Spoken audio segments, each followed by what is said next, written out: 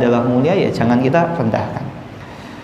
Maka jangan kita merendahkan orang lain. Sampai pun kalau kita dapati ada keluarga kita atau ada orang yang melakukan kesalahan, ya jangan kita jadikan pembenaran. Misalnya ada seorang ustadz merendahkan orang lain, ya kemudian kita jadikan, loh ustadz itu aja merendahkan si Pak Ijo, ya boleh dong saya ngecek si Pak Ijo. Nggak boleh seperti itu. Jangan dijadikan dalil. Buktinya apa?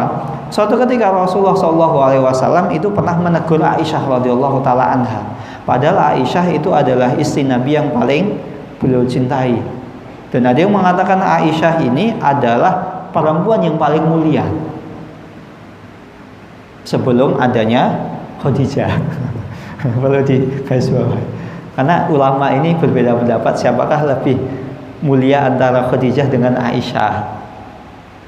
Tentunya dua-duanya memiliki kelebihan. Maka cara menggabungkannya, Khadijah itu perempuan yang paling mulia kalau nggak ada Aisyah.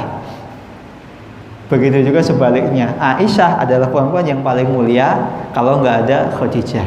Nah, suatu ketika Khadijah, istri yang paling dicintai Rasulullah, perempuan yang paling mulia, itu melakukan sebuah kesalahan. Rasulullah SAW tegur, nggak dijadikan pembenaran. Oh iya benar, mentang-mentang kamu istriku yang paling aku cintai, kemudian menjelekkan orang lain, saya jadikan sebagai pembenaran. Tidak bisa. Nah, suatu ketika Rasulullah SAW menegur Aisyah, wahai Aisyah, hasbuka min Safiyati kada wa kada. Wahai Aisyah, cukup apa yang kau katakan kepada Safiyah. Karena Aisyah ini cemburu kepada Safiyah. Ya biasa, namanya rumah tangga poligami itu ya biasa. Pasti ada pasti ada kecemburuan.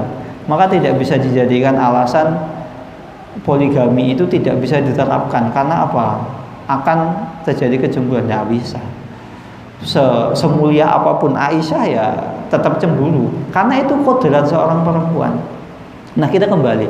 Walaupun Aisyah itu istri yang paling dicintai Rasulullah, tidak dijadikan pembenaran oleh Rasulullah SAW ketika menjelekkan Safiyah, istrinya yang lain. Cukup apa yang kau katakan kepada Safiyah. Dan ada yang mengatakan, jadi Aisyah ini menyebut Safiyah itu pendek, karena kebetulan Safiyah itu lebih pendek dibanding Aisyah. Nah, Aisyah itu mengatakan Safiyah itu si pendek, Safiyah itu pendek.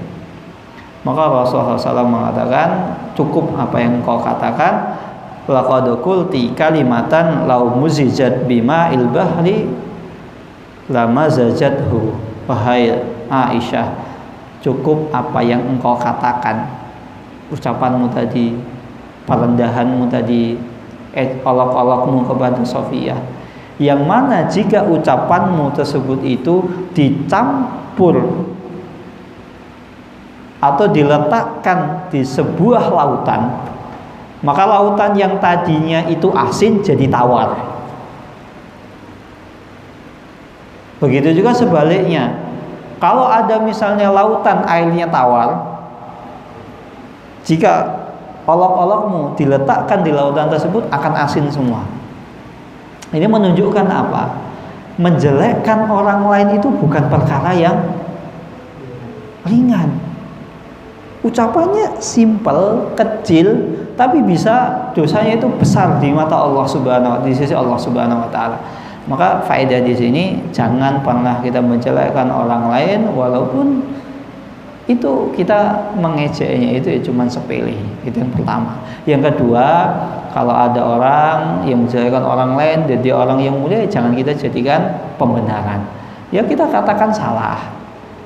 Dan ketika kita menasihati orang lain, tentu kita ada adabnya.